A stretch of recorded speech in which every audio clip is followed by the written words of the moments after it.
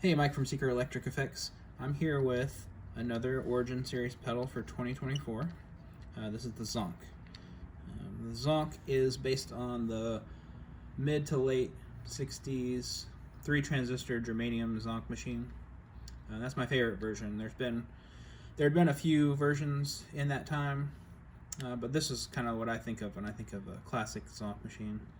And just wanted to definitely include that in the Origin series because it's one of my favorite fuzzes.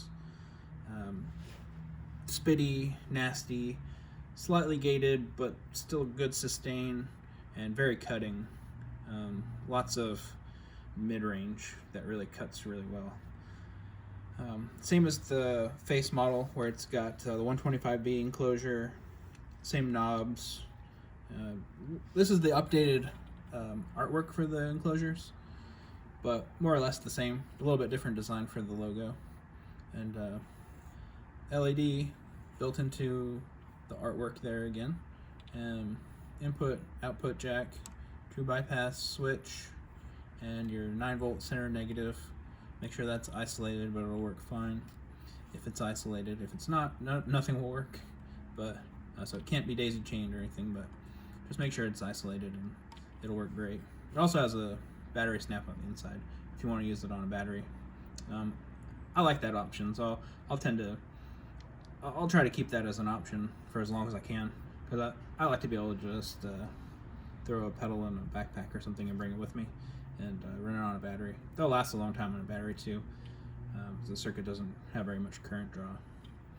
So you've got fuzz control, swell control, and these are what you would find on the original Zonks. They would be the other way around on the original Zonk. There's a lot of weird backwards things with the originals, but just because of the way the boards lay out, I did it the normal way you would normally find it, where the fuzz is on the right and the volume is on the left. So fuzz adjusts the bias and voltage of the circuit, and gives you kind of different compression and sustain characteristics. The swell control is it's a volume control, but it will also kind of give you a little bit more compression, based on what amp you're using, but you can get quite a bit louder than a stock Zonk as well. But we'll get into that when we do some circuit analysis. So on this one, inside, you'll see kind of the same stuff you'll find on all of the Origin series down here, which is just your true bypass switch, 9-volt jack, 9-volt battery snap, output, input. If you disconnect the input on any of these, same as most pedals, it will disconnect the battery. So if you're using this on a board, or if you leave it there overnight or something, it will use the battery if you leave this plugged in with a battery in it. But if you just unplug the input, it'll disconnect the battery. So the board itself is quite a bit different than anything I've done before, but similar. It's a Mark I tone bender layout. The schematic and circuit are very, very similar between the Zonk and the Mark I, but there are some pretty notable differences in circuit, in like the component values and generally in the circuit and how you tune it, that makes it a pretty different experience. But we'll go through everything on the circuit here. All of the components are point-to-point on an eyelet board on this one, but you can see the pots are actually mounted to the same board, and then you've got some connections for in and out and ground, and then there's a power connection up here. And it's kind of a hybrid between like a point-to-point and a PCB. You can even see like the board is held up by the pots here. But just kind of a quick and easy way to do it, but something that gives it a little bit of uniqueness and a little bit of that chaotic style of an old fuzz with the layout like that versus just a regular PCB layout. I could do this layout in my sleep. I've made so many Mark I's at this point that this is very familiar to me, and I know that it works, and I like the sound of this layout, so I'll tend to use this one on any Mark I, but definitely with the Zonks as well, I'll use them. We'll go through the circuit now, and starting here, you've got your wire that comes from the switch to the board here and into the input. This is the input cap here. It's a stock value for a ZONK, and really that's where a lot of the sound of a ZONK machine comes from, is this very small input cap. It filters a lot of the low end out and quite a bit of low mid-range out, so you're left with kind of high mid and high, and once you get to past that, you get to the first gain stage, which is a buffer stage. Pretty important to get this stage right voltage wise, and gain and leakage and everything for the transistor. The voltage is set with these resistors here, but it's pretty vital to get the feel of the attack right and everything, and then as well as choosing something that's not too noisy. The transistors can be a little bit noisy in this position, and it just goes through the whole circuit amplified, so you got to make sure that this is quiet. As we go through here, come to this blue cap, and that's a coupling cap between the two gain stages. It's a really big value, so you don't lose any low end or anything through that. It's just kind of straight through into the gain stage. Most of your clipping happens here in Q2, and then you can adjust the voltage with the fuzz pot on this one.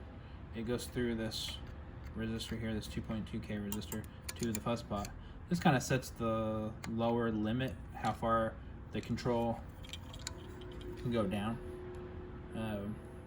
You could also control how far it goes up. I tend to do that with this resistor. So I'll change this. This is a 330K on this one, but I'll change this based on the specs of the transistor and just kind of how it sounds, to get the most out of the sweep of the fuzz or attack pot. This is also a vital resistor next to it. There it is. For bias, and I tend to use the transistor itself instead of changing this resistor, just because if you were to make this, if you were to change this too much, it kind of loses some of the original sound and sustain and all that. So I keep this stock, but use a nice leaky middle gain transistor here, and you'll be pretty good. But then dial in the range with this bigger 330K. In this case, on the stock one, it was 470K typically. So as we go out of the clipping stage, we'll go through this bigger cap here. It's a smaller value than this, but it's bigger physically. In between stages, again, filtering DC. But this is your Q3 germanium transistor, and I think of this as kind of like the boost stage, like how much you can get out of the clipping, volume, EQ, tone. You can change all that with this transistor, and it's set bias here. You can also kind of change the gating. I generally like them a little bit gated, mildly gated, not too much that it affects the sustain, but definitely keeping the noise floor down. They don't really clean up super well. The ZONK 2 will clean up pretty well. That's a 2 transistor silicon. It's a completely different circuit, but the 3 transistor ZONK doesn't really clean up, but it does something kind of interesting where it gets a little more gatey and spitty and garbly, and it's a good sound too. Just a different sound from circuits that clean up, but there's plenty of those. This is, I think, maybe more unique or interesting sometimes to use as you turn it down. Out of here, you got another filter cap on the output. It's a little bit smaller than the Mark 1, but sometimes Mark 1s will use the same value as well. And then you go out from here, there is a resistor in series with the output, and basically your whole signal is running through that resistor. It's a pretty high value stock. It's 2.2 megohm, and it'll take a lot of the volume down. It'll kind of really mess with the output impedance as well. So I tend to make that smaller just to make it louder. If you're playing with the band, if you're playing with other musicians, it'll make it cut easier. You'll get a little more volume out of it. And it just goes to the volume pot and out to the output. This is just a resistor for the LED, so it doesn't fry the LED. Pull down resistor for that. And then got your wires for ground and signal and power on the side here. Just super clean layout. Really happy with how these came out. Alec at Mask Audio again helped me with these boards, and he killed it on this one. It's just perfect. I drew this on a piece of paper, and I had this idea for a long time to be able to make a hybrid eyelet PCB. It has minimal signal traces, but just enough to kind of get in and out of the circuit, but have the whole circuit constructed with point-to-point, just because I think it looks cool. And I know how to do it. Like I said, it's something I can do without thinking about it, just bending the components and installing. And then it also makes repairs pretty easy too, so you can pull the components from the top if you needed to and reinstall them from the top. So we'll plug it in now and make some sounds with it. We'll start with the fuzz all the way down and the swell about Unity. It will be a little bit different on going forward, because right now I have a linear pot in here, so it's about here. Unity was a little bit too low on how it should be set. I think when I put an audio pot in here, it'll start to get Unity about here, but it'll have the same maximum volume. Just kind of where the sweet spot is a little bit easier spot to dial in. Right now it's down here, but we'll plug it in and see what it sounds like. Make some sounds. Here we go.